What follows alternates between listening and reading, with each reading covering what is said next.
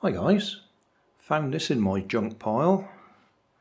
I don't know where the body shell is, but it's one of those simple wire controlled toy cars. So got forwards and backwards. When it goes forwards it goes straight, when it goes backwards it goes in a curve or a turn. So forwards, backwards, forwards, backwards, forwards, backwards, forwards, backwards. Now I have it in mind to do something with this, but first of all we'll take it apart and have a look at how it actually does that turning in reverse.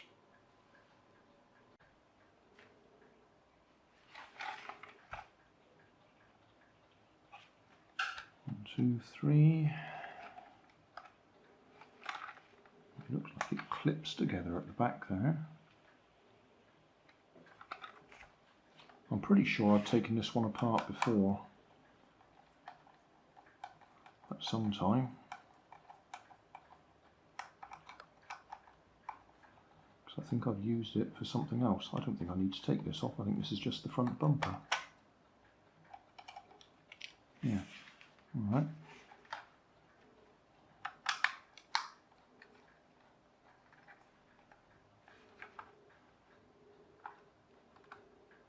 I wonder if it all just clips apart.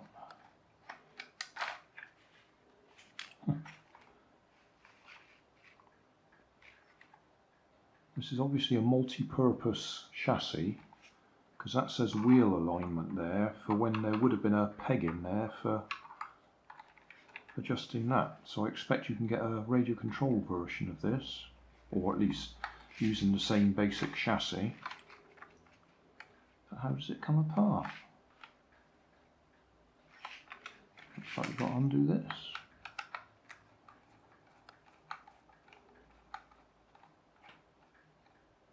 There's a broken screw there of some sort. I don't know what that's about.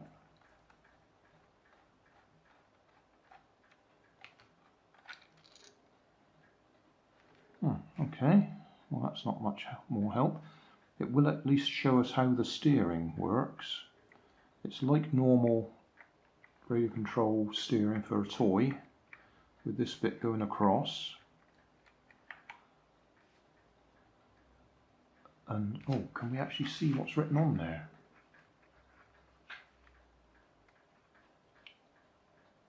I don't know if the camera will pick it up. It's coming really close. Right, that says simple function, and over there it says full function. So it's a matter of probably which way up that particular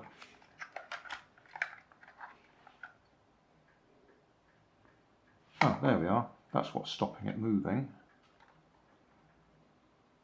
So it only goes halfway. So yeah, just briefly explain that again. When it goes forwards, the wheels stay straight. When it goes backwards, they slop over like that. Because of the position of the pivot, the wheels naturally pull across like that when it's in reverse, but when it's going forwards they naturally straighten up because of the action of the pivot. But if we take that off, turn that around the other way so there isn't that stop piece there,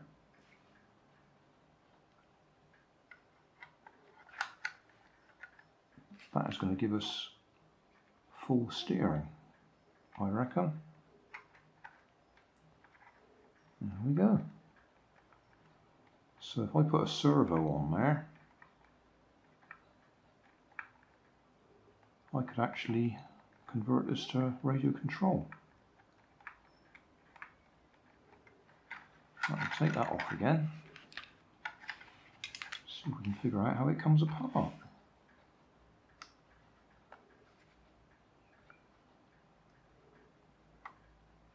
This is a bit of a novelty. There is a screw there.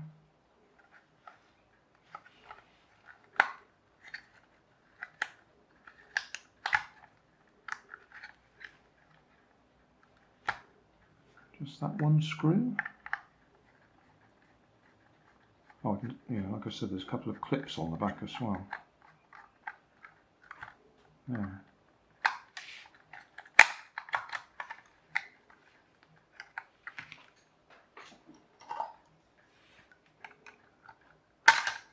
There we go. So we've got a dummy battery box. When I say dummy, it's screwed in from the bottom.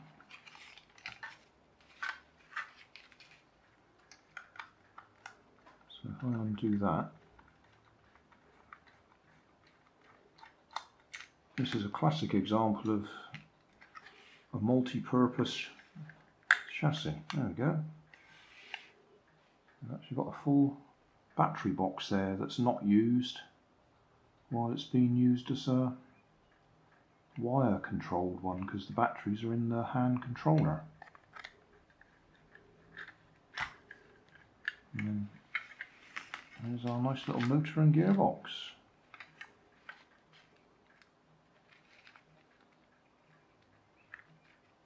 Metal gear. That's unusual, metal pinion gear. Do I really need to take that apart to show you what's in it? I suppose so. There's always somebody who says you didn't take it all the way apart.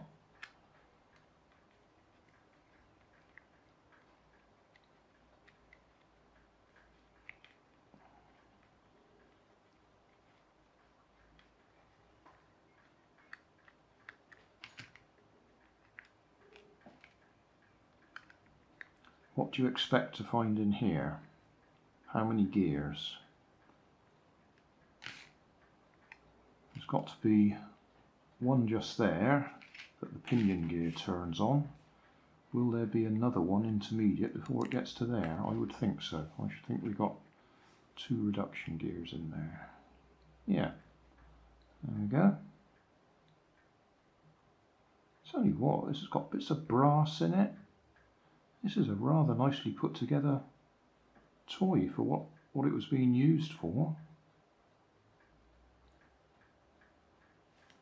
Let's take that one off so we can see it's got a small gear on the back, big gear on the front. And that one's got a big gear on the front and a smaller gear on the back. So big gear to small gear, big gear to small gear, big gear to small gear. But without counting the teeth, and I'm not going to do that, I can't tell you what reduction ratio it is.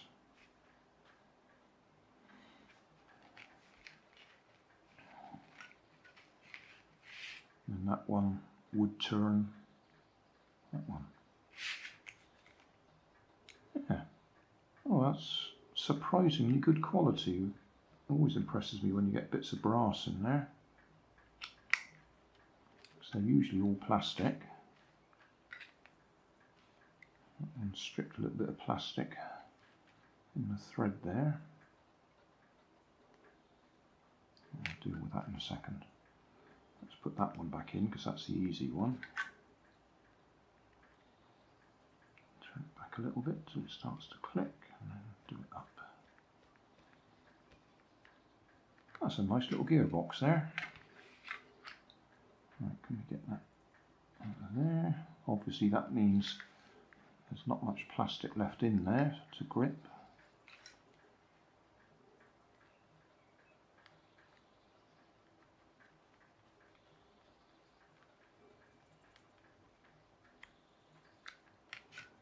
And then those 2 little holes there are held in place, those 2 little pegs there, so it all aligns nicely.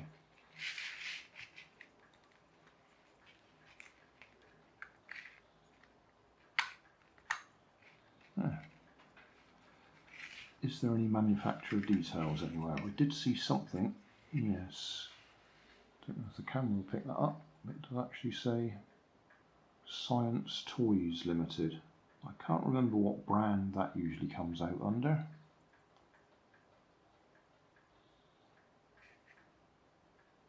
But clearly it's able to take 4 AA batteries if you put little plates and springs in there.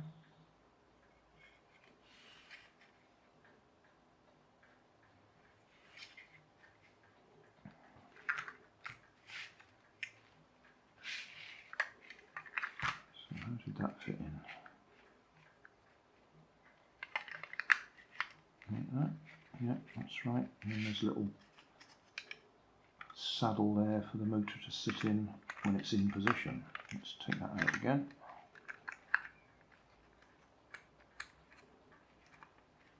Okay.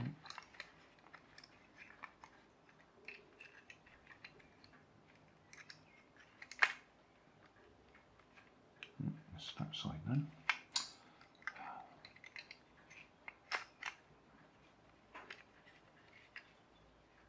Come on.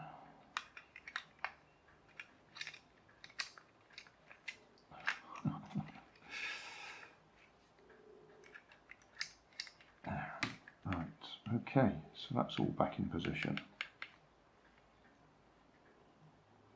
Yeah, right. Well, missing from here is where there would be a motor. The motor would sit right in there, pinion gear through that hole. And then there'd be a geared thing here, a sort of a bell-shaped pivoty thing with a peg that goes down into there to actually operate the steering. But I might make this hobby grade just because it's easy and stick a servo in there to do that.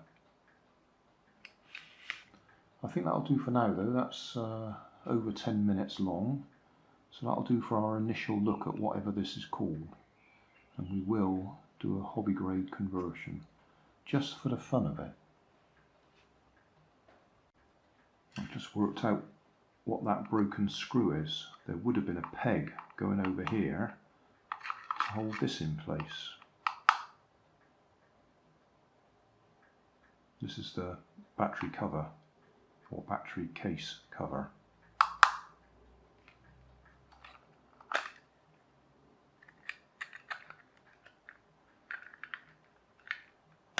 But I don't think there's any way we can get that screw out because it's snapped off clean.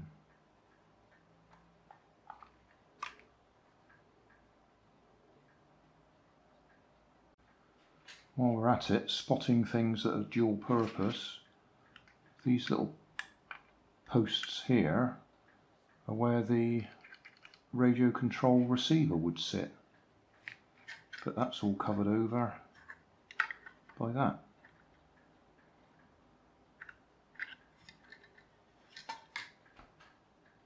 Yeah, fascinating.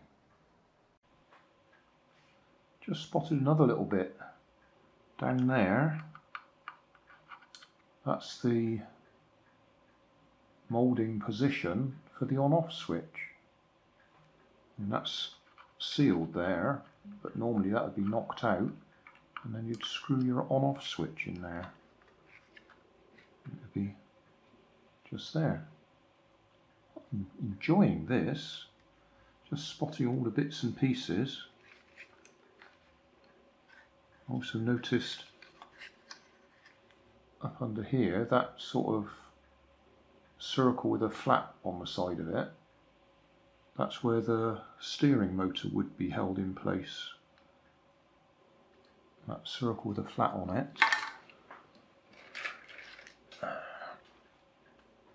would be the equivalent of, there you are, there's a typical motor. So that bit would be located in there, but it can't at the moment because this one's got all wires on it. Let's see. There you go, that would sit in there.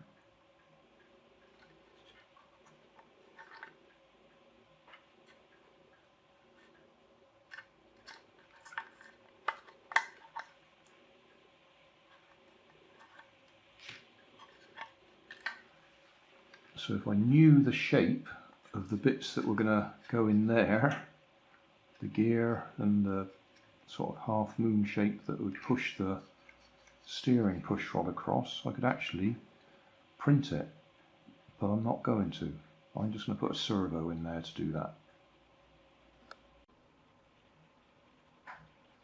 Hi guys, if you missed the previous episode, what we're looking at here is a wire controlled toy car, that I've stripped down, and I'm going to convert it to hobby grade radio control. Just for the fun of it, not because we're making a high-speed racing car or anything. Now, even though it is wire controlled and the batteries are in there, the chassis is actually cast or moulded to hold 4 AA batteries. But I'm not going to use them. I'm going to fit a small LiPo or lithium-ion battery in there. So I'm just breaking out those dividers to make space. So I'll do that and we'll come back in a minute. There we are, nice clean space for a battery. I'll make a little hole in there somewhere for the lead to come through. I've got an ESC here. Now I'm not entirely sure whether this is a good one or a bad one. I usually put a red cross on it when they're faulty, so I think this one's alright. Just not quite sure why it's bundled up like that. I've probably used it on something that needed the wires tucked out the way.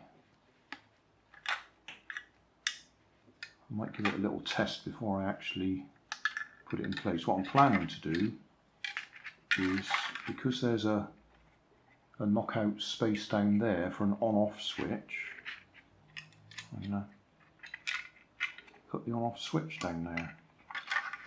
And rather than solder a connector onto the motor, I shall solder the lead directly onto it. Which does mean there's a good chance we'll have it backwards. But yeah, we'll solder it on and see whether it works. And then that lead goes to the receiver and that one goes through to the battery. So we need a hole in the battery box big enough for that to go through. Right, on-off switch through there. Hole there for the battery lead to go through. And I need to solder that onto the motor. And then we'll find out whether the ESC works or not. Right, let's tin these. Solder iron's not warm enough yet.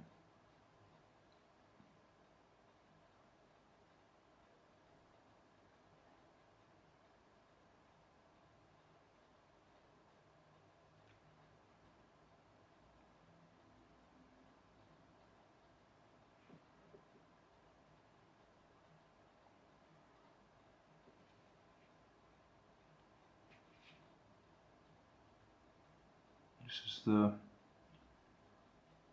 leadless solder I've got that is, well, I'm trying to use it because everybody complains about it. And I just thought, well, let's see how we get on with it. And to be honest, I do struggle a bit.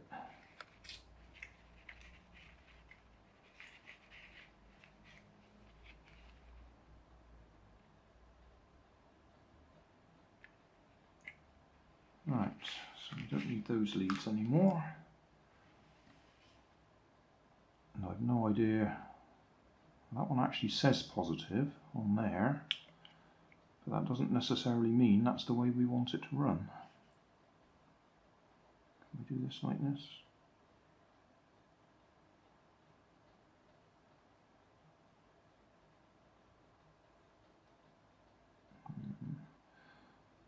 We might tidy that up in a minute. I'll just see if it goes the right way first. So, I better rig up a transmitter, receiver and all the rest of it. Right, this receiver is already bound to that controller. So, I can never remember which channel it is.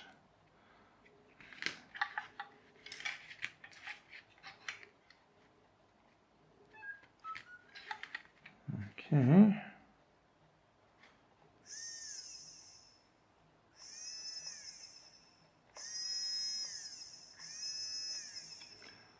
That's all right. Let's put this in here. I can remember which way round it went.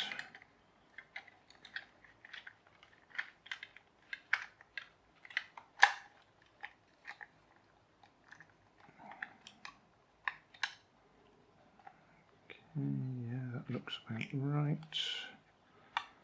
That one sits in there. Oh, I didn't solder that very well, did I? Oh well.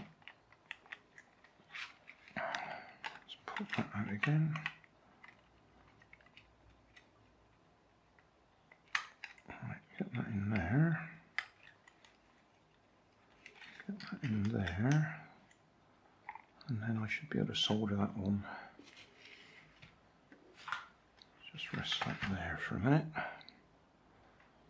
Move that black wire out of the way.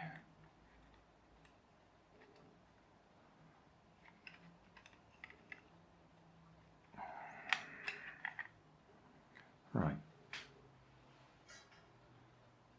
Should be a bit easier with it all being held in place for me.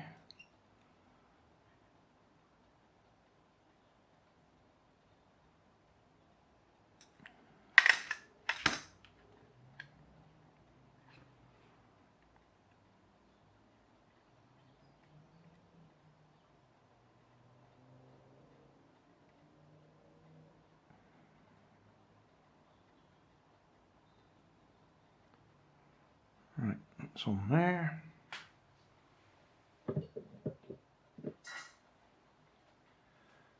Now we'll find out if it's going the right way round. Make sure the throttle is in the normal position.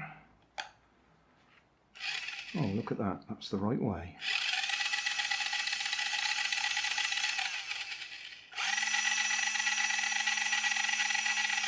And it's very low geared.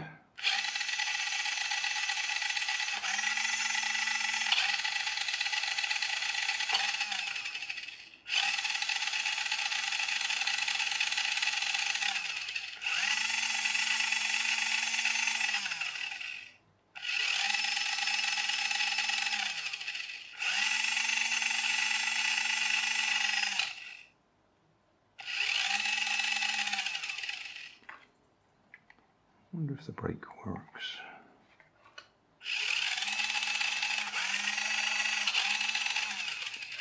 Might have to switch it off and on again to operate it. Let's try the on-off switch. Off. On. Yeah, brake works. Forwards. Brake. Reverse. Stops you throwing it into reverse. I don't usually use the brake. I'm quite happy for it to slam into reverse so you can do things like handbrake turns.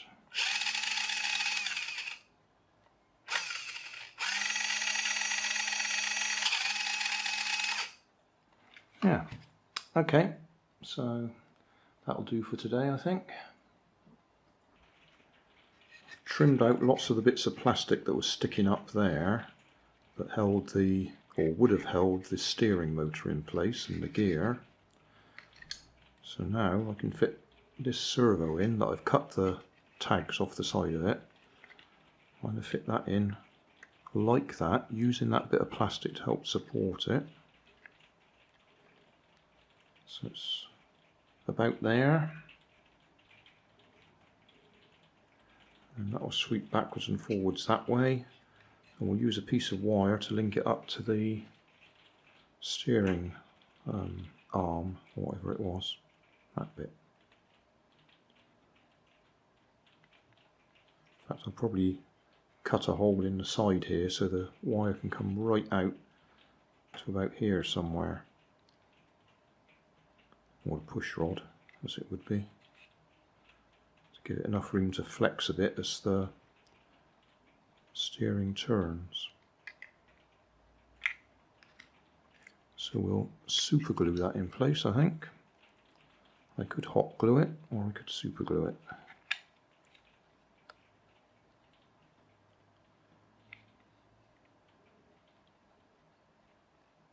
Yeah, something like that. Servo glued in place using super glue and baking powder, because baking powder makes the super glue go off like concrete. So that's going to be in there pretty rigid.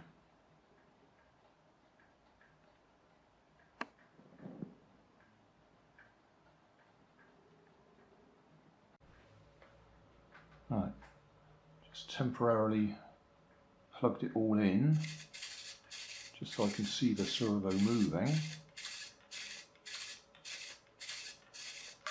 That amount of movement is far too much. So I'll have to use one of the closer in holes on the servo arm so it doesn't move quite so far. In fact, it's going to have to be, I don't know if you can see that hole there, that's the full length of the travel. It's only about a centimetre. It's going to have to be right up here somewhere, I think. What's that? 1, 2, about third hole down, I think.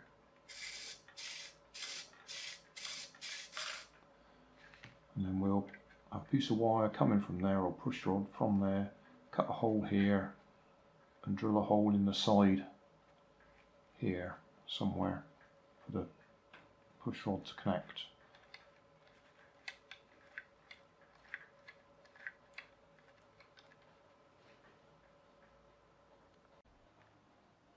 Got my wire push rod in there, just a piece of bent paper clip. It's probably a little bit thin, but it will do the job. I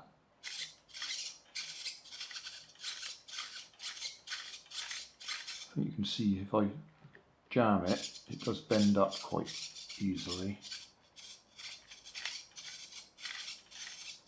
On the positive side, that will protect the servo, because it will be a natural, natural protection, because it bends rather than breaks the servo.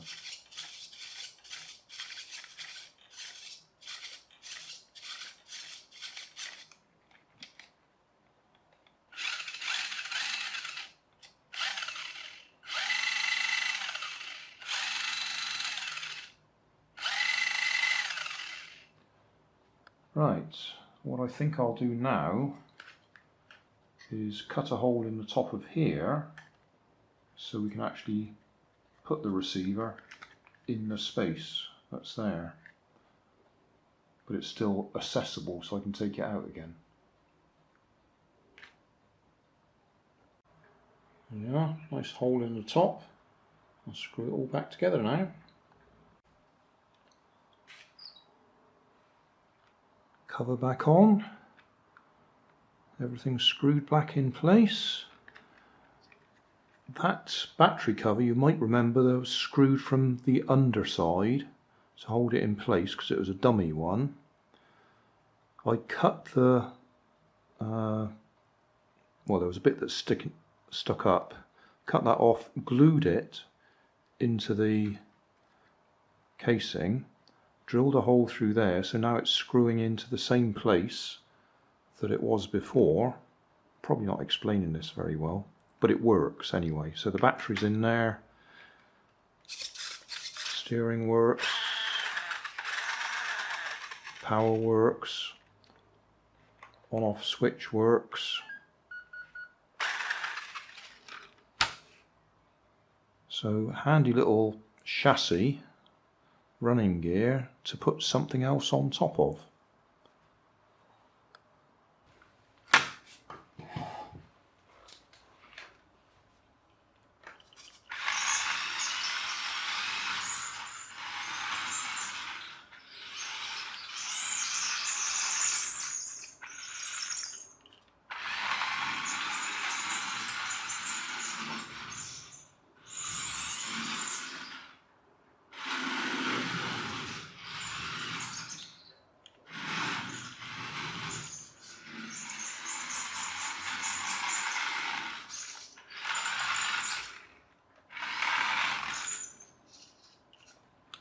Got no grip because they're hard plastic tyres. and because it's such a short wheelbase and it's a fixed back axle, not a differential, when we go forwards and try and turn, it tends to keep going forwards.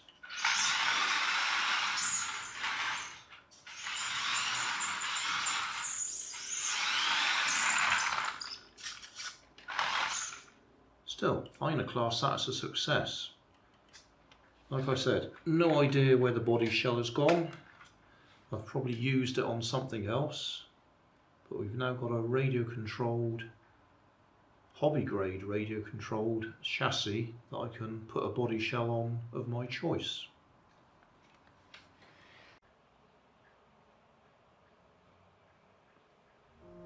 Thanks for watching. You'll find more information down in the video description.